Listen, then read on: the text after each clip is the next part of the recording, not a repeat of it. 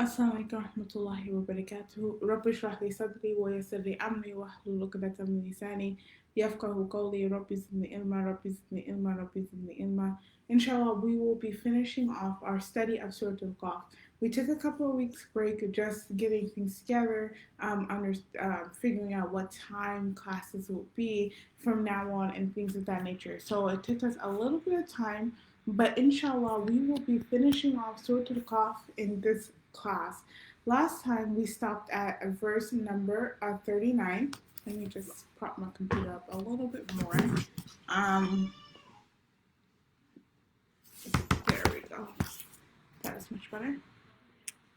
So last class we stopped at verse number 38. We covered a little bit of verse number 39, but we're going to continue on from verse number 39. We'll start verse number 39 over, and we will conclude the surah. Surah Qaf, the ending of the surah, serves as a consolation to the Prophet. We'll also go back into it and really see how the end of the surah connects with the beginning of the surah, because that is how the Quran is put together. That is very amazing that when we look at the verses, when we look at the Quran, when we look at the verses of Allah subhanahu wa ta'ala, we see how the verses are put together and how they all come together, even if it's a longer surah. So in verse number 39, Allah subhanahu wa ta'ala says, فَاصْبِرْ عَلَى مَا يَقُولُونَ وَسَبِّحْ بِحَمْدِ رَبِّكَ قَبْلَ طُلُوعِ الشَّمْسِ وَقَبْلَ غُرُوبِ. So, O Prophet, meaning to the Prophet, bear everything they say with patience, celebrate the praise of your Lord before the rising and setting of the sun. In verse number 40, Allah subhanahu wa ta'ala says, وَمِنَ اللَّيْلِ فَسَبِّحْهُ وَأَدْبَارُ السُّجُودِ. Proclaim his praises in the night and at the end of every prayer. And then in verse number 41, Allah subhanahu wa ta'ala says, وَاسْتَمِعْ يَوْمَ يُنَادِي الْمُنَادِ مِنْ مَكَانٍ قَرِيبٍ. And listen out for the day when the caller will call from a nearby place. يَوْمَ يَسْمَعُونَ الصَّيْحَةَ بِالْحَقِّ. On the day that they will come, يَوْمَ يَسْمَعُونَ الصَّيْحَةَ بِالْحَقِّ ذَلِكَ يَوْمُ الْخُرُوجِ. That they will come out from their graves on that day, the day when they hear the mighty blast in reality. إِنَّا نَحْنُ نُحْيِي وَنُمِيتُ وَإِلَيْنَا الْمَصِيرُ. It is we who give life and death, and the final return will be to us. يَوْمَ تَشَقَّقُ الْأَرْضُ عَنْهُمْ سِرَاعًا. ذَلِكَ خَسْرٌ عَلَيْنَا يَسِيرٌ. On the day when the earth will be torn apart, letting them rush out, that gathering will be easy for us. نَحْنُ أَعْلَمُ بِمَا يَقُولُونَ. We know best of what the disbelievers say. وَمَا أَنْتَ عَلَيْهِمْ بِجَبَّارٍ. And you, Prophet, are not there to force them. You're not Jabbar, you're not there to force them. We'll talk about this later. فَذَكِّرْ بِالْقُرْآنِ مَنْ يَخَافُ وَعِيدٍ. So remind with this Quran those who fear my warning. And so we start with verse number 39, where Allah subhanahu wa ta'ala says, we start from verse number 39, where Allah subhanahu wa ta'ala says to the Prophet that فَاصْبِرْ عَلَى مَا يَقُولُونَ وَسَبِّحْ بِحَمْدِ رَبِّكَ قَبْلَ طُلُوعِ الشَّمْسِ وَقَبْلَ غُرُوبِ. So Prophet, okay, meaning to the Prophet Muhammad sallallahu alaihi wasallam, be patient. For sabbih, bear, okay? For sabbih, be patient. This is the concluding section of the surah. Okay, for someone who's willing to change or willing to listen, this message that the Prophet was bringing to them will be a life-changing message. But if they're not willing to change and they're not willing to listen, then the Prophet doesn't need to. His job is to bring the message. He cannot change whoever he wants. He cannot change people. That his job is to bring the message. And so Allah subhanahu wa ta'ala gives him the command. He's telling him, the Prophet, how he should act. And at the end of Surah Nahl, Surah 16, verses 127, Allah subhanahu wa ta'ala sent verses to the Prophet. You know, this is the situation of the Battle of Uhud, and the Prophet lost so many people that were dear and near to him. And the Prophet was heartbroken from the death of Hamza radiallahu ta'ala anhu. And he could not breathe for out of how much he cried. And Allah subhanahu wa ta'ala says, وَإِنْ عَقَبَتُمْ فَعَاقِبُوا. He says, when you have been wrong, then you are given retribution. بِمِثْلِ مَا أُوقِبْتُمْ بِهِ. With the same amount of what they did. And then Allah subhanahu wa ta'ala says, وَلَئِن صَبَرْتُمْ لَهُوَ خَيْرٌ لِلصَّابِرِينَ. But if you decide to practice patience, know that patience is better. Know that restraining yourself is better. And this was a message to everybody in general. Allah subhanahu wa ta'ala says, when you've been harmed or you've been wronged, then you're entitled to take that person out.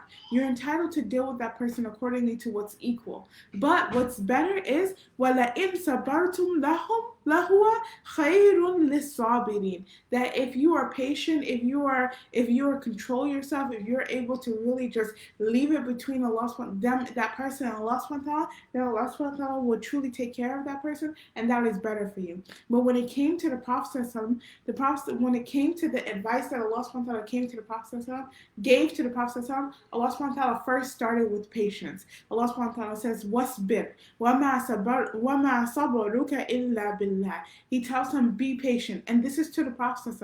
He says, be patient. Your patience is only for Allah subhanahu wa ta'ala. وَلَا تَحْزَنْ عَلَيْهِمْ. And don't be weakened by what they say. Don't be sad, okay? وَلَا تَكُوا فِي ضَيْقٍ مِمَّا يَمْكُرُونَ. And Allah subhanahu wa ta'ala says, and don't worry about what they say, and don't worry about their plan. Don't worry about what they brought together.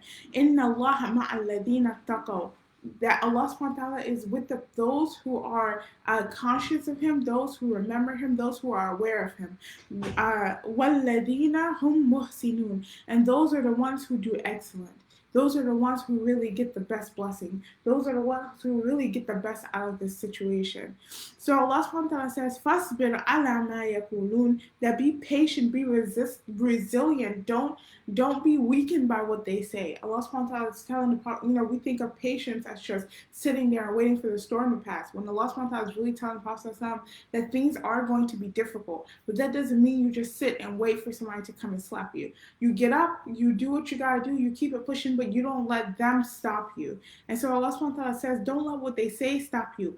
But instead, what you should do is wasabbih bihamdi, that you should glorify and praise your Lord. Sabbaha, yusabbihu, the root of sin baha actually comes from the meaning of swimming, like keeping your head above water. And what helps to keep our head above water so that we don't sink is the praises that we do to our Lord. And Allah subhanahu wa ta'ala gives the Prophet exactly when he should do this praise. قَبْلَ طُلُوعِ الشَّمْسِ, before the sun rises, وَقَبْلَ الْغُرُوبِ, and the sun starts to set. So there are different opinions amongst the scholars upon exactly what time, but it's saying that this is between Fajr and Asr. وَمِنَ اللَّيْلِ, and in the night, فَسَبِّحْهُ, proclaim his praise, okay? And Allah subhanahu wa ta'ala says, and in the night you do your praise, do your dhikr, do your adhkar, وَأَدْبَارَ السُّجُودِ, and at the end of every prayer, okay? And at the end of every prayer, at the conclusion of everything, you make sure that you do this. At the end of every prayer. Sujood means to prostrate. It is to put your face on the floor. It is the lowest place that a human being goes, and it is the most beloved position of Allah subhanahu wa ta'ala. First thing, that if you're patient, then there are things that you could be doing. That if you're patient, then you can really deal with the situation at hand. You can choose to deal with people. You can choose to give them, what they deserve. But if you're patient, then you leave that with Allah subhanahu wa ta'ala. So when you find yourself in a situation that things are difficult, things are hard, and you need some strength, the strength that you're going to go call upon is your dhikr, your adhkar that you call upon to Allah subhanahu wa ta'ala. The strength that you're going to try to tap in is the strength that you're tapping in to Allah subhanahu wa ta'ala. It's when you go and you call out to Allah subhanahu wa ta'ala. Allah subhanahu wa ta'ala says in Surah Al-Hijr, إِنَّ كَفَيْنَاكَ الْمُسْتَهْزِئِينَ, that He says that we are sufficient for you against those who mock you. Mustahizeen, those who make a mockery out of you. We're sufficient for you. And that's what Allah subhanahu wa ta'ala is telling the Prophet. We will deal with the people who make a mockery out of you, who are trying to, make a mockery out of this religion. الَّذِينَ يَجْعَلُونَ مَعَ اللَّهِ إِلَهًا آخَرَ. These are the people who make equals with Allah subhanahu wa ta'ala, who make equals in another deity with Allah subhanahu wa ta'ala. فَسَوْفَ يَعْلَمُونَ. Soon they will know. Soon it will become very clear to them. وَلَقَدْ نَعْلَمُ أَنَّكَ يَضِيقُ صَدْرُكَ بِمَا يَقُولُونَ. But we already know that your chest becomes constrained. Your chest becomes constrained by what they say. We know that it gets to you sometimes. And Allah subhanahu wa ta'ala is telling that to the Prophet, and he says to him, فَسَبِّهْ. Then your job is to praise, فَسَبِّهْ, to glorify Allah subhanahu wa ta'ala, bihamdi rabbika, فَسَبِّهْ, to glorify, to do dhikr of your Lord with the praise and thanks of your Lord. وَكُن مِنَ السَّاجِدِينَ, and be amongst those who prostrate frequently. وَاعْبُدْ رَبَّكَ حَتَّى يَأْتِيكَ الْيَقِينُ, and worship your Lord. Worship your Lord until there comes to you the certainty. There comes to you death. And so here, Allah subhanahu wa ta'ala is giving the Prophet consolation. The next thing is that at the end, the next ayah, and ayah number 41, Allah subhanahu wa ta'ala says, وَاسْتَمِعْ يَوْمَ يُنَادِي الْمُنَادِي مِنْ مَكَانٍ قَرِيبٍ. Listen out for the day when the caller will call from a nearby place. And what it's talking about is the blowing of the horn. Keep a lookout. The caller is Israfil. Okay, keep a lookout for the day that he will call min makan ba'id, and we talked about this before, from a nearby place. يَوْمَ يَسْمَعُونَ الصَّيْحَةَ بِالْحَقِّ ذَلِكَ يَوْمُ الْخُرُوجِ. They will come out from their graves on that day, the day when they hear the mighty blast in reality. يَوْمَ يَسْمَعُونَ, the day that they hear الصَّيْحَةَ. الصَّيْحَةَ actually means a scream or a blast or an explosion of some type, and it's some type of eruption. It's usually, the Arabs would talk about sayha when something catastrophic happens, when something like really crazy happens. And so here the scholars say that it can be officially referring to either the horn actually being blown, or the second thing being the end of times, the day of judgment actually coming by. And so Allah subhanahu wa ta'ala says, يَوْمَ يَسْمَعُونَ الصَّيْحَةَ, when they hear this horn being blown, بِالْحَقِّ. We talked about this ba. This ba is a preposition, and in its being a preposition in Arabic, it has many different meanings. And so one of the meanings is bil-haqqi, is saying that this blast will come with truth. And what that truth is more so talking about al-haq, meaning the reality, that this is the reality of the matter. The hereafter is the reality of the matter. This is something that is actually going to happen. And they will be undeniable. They won't be, without a doubt, they won't be able to deny this. For example, Allah subhanahu wa ta'ala says, وَنُفِخَ فِي السُّورِ فَإِذَا هُمْ مِنَ الْأَجْدَاثِ إِلَىٰ رَبِّهِ يَنْسِلُونَ. Before that, and then Allah subhanahu wa ta'ala says, ذَلِكَ يَوْمُ الْخُرُوجِ, that this is the day that they will come out. This is the day that they will emerge. They will come from their graves and they will stand in front of the place of resurrection. And that's why Allah subhanahu wa ta'ala says in Surah Yasin in ayah number 51, وَنُفِخَ فِي السُّورِ فَإِذَا هُمْ مِنَ الْأَجْدَاثِ إِلَىٰ رَبِّهِمْ يَنْسِلُونَ.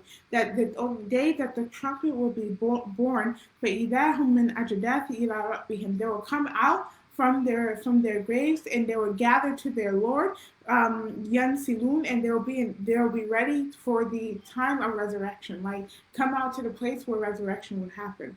In verse number 43, Allah subhanahu wa ta'ala says, Inna nahnu nuhyi wa numeet wa ilayna al-masir. It is we who give life and death, and the final return will be to us. Allah subhanahu wa ta'ala says, Inna is for emphasis. Then the na, to make it longer, has the embedded pronoun of nahnu, meaning we. Okay? So it's most definitely we. And then Allah subhanahu wa ta'ala provides a independent pronoun, and that's nahnu, and that means we. And then Allah subhanahu wa ta'ala says nuhyi, and nuhyi is a verb, and it's in the present future tense, and it has the embedded pronoun of nahnu, meaning we. So indeed, we without a doubt bring life when we meet, and that also has the embedded pronoun of we bring death, okay, wa ilayna, and to us, exclusively to us, al-masir is to return. And what we see here is that when these nahnus, these we's are repeated so many times, it gives the answer of one emphasis and the number 2, exclusivity. And so Allah subhanahu wa ta'ala is saying, Inna nahnu nuhyi wa numit wa ilayna al-masir. It is without a doubt, most definitely, we are the ones who give life, we are the ones who bring death, and to us exclusively you will return. Okay? So if you thought that anybody else was running your life, know that this is Allah subhanahu wa ta'ala. Allah subhanahu wa ta'ala gives life, Allah subhanahu wa ta'ala gives death, and to Allah subhanahu wa ta'ala is the final return, and that is that. Now, this served as a consolation to the Prophet in the way in which the Prophet, this was telling the Prophet, like, listen, these people are going to return to Allah subhanahu wa ta'ala. And it also served as a warning to the Quraysh because they didn't believe in the hereafter, they didn't believe that they will be returning to Allah. And Allah subhanahu wa ta'ala tells them, without a doubt, you will be returning to us. يَوْمَ تَشَقَّقُ الْأَرْضُ, the day when the earth was split apart. Tashaqqaqu actually is tatashaqqaqu, but is cut short because of the repetition. So tashaqqaqu kul ardu, the day that the earth was split apart, anhum, from them, sira'an. Okay, sira'an, for something to move quickly. Okay, anhum means the day that the earth was be torn apart, and sira'an meaning letting them out. Okay, meaning that they will come out rushing. Sira'an, quickly, for something to be quick. Tashaqqaqul ardu, tashaqqaq, it will be open, anhum, from them, meaning that they will be let out. Sira'an, they'll be rushing. It means to be quick. ذَلِكَ خَسْرُ عَلَيْنَا الْيَسِيرُ, that this is something that is easy for us. The yasir gets translated as easy, is more so like simple. This facilitation is, it's not difficult for Allah subhanahu wa ta'ala in the least bit. Now, the last ayah, Allah subhanahu wa ta'ala says, نَحْنُ أَعْلَمُ بِمَا يَقُولُونَ, we know best about what they say. وَمَا أَنْتَ عَلَيْهِمْ بِجَبَّارٍ, and you are not to force them. You're not alayhim, you're not on them as a tyrant, as someone who forces somebody to do something, someone who oppresses someone else, someone who beats them down to force them to do something. You're not forcing them to do this, but rather your job and what you are to do, فَذَكِّرْ, to remind them. And what do you remind them with? بِالْقُرْآنِ مَنْ يَخَافُ وَعِيدٍ, and those who remind them with this Quran, those who fear my warning. Meaning your job is just to do the reminder, and those who fear, they will fear, and you are to remind, your people. Just remind your people. Now, the first thing that we have here is the last point that I want to bring is that recognizing that the Quran, the way that it works, is that it connects the end of the surah with the beginning of the surah. In the beginning of the surah, we talked about how it started with talking about the Quran, and here you have Allah subhanahu wa ta'ala talking about the Quran, فَذَكِّرْ بِالْقُرْآنِ, so remind them with the Quran, and that's how it ends. And then before too, in the beginning of the surah, it quoted the disbelievers, and it talked about the disbelievers and the different things that they try to run away from, and you have now the end of the surah where Allah subhanahu wa ta'ala responds to them. So this is the end of Surah Qaf. I pray that we all were able to benefit from this short series. Inshallah, we'll have the videos organized and things of that nature, so you can go and watch all of the videos and be able to really put everything back together. Jazakumullah khairan. I pray that Allah subhanahu wa ta'ala gives us all the best in this life and the next, and that Allah subhanahu wa ta'ala blesses us all, and Allah subhanahu wa ta'ala accepts from all of our efforts.